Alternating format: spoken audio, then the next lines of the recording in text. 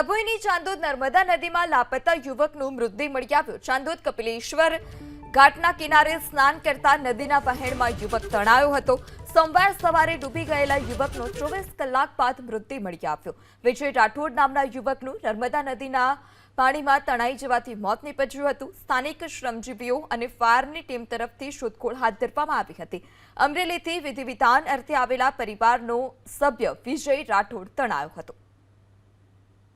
ડભોઈની ચાંદોદ નર્મદા નદીમાં લાપતા યુવકનું મૃતદેહ મળી આવ્યો। ચાંદોદ કપિલેશ્વર ઘાટના કિનારે સ્નાન કરતા નદીના વહેણમાં યુવક તણાયો હતો। સોમવાર સવારે ડૂબી ગયેલા યુવકનો 24 કલાક બાદ મૃતદેહ મળી આવ્યો। વિજય રાઠોડ નામના યુવકનું નર્મદા નદીના પાણીમાં તણાઈ જવાથી મોત નીપજ્યું હતું। સ્થાનિક શ્રમજીવીઓ અને ફાયરની ટીમ તરફથી શોધખોળ હાથ ધરવામાં આવી હતી।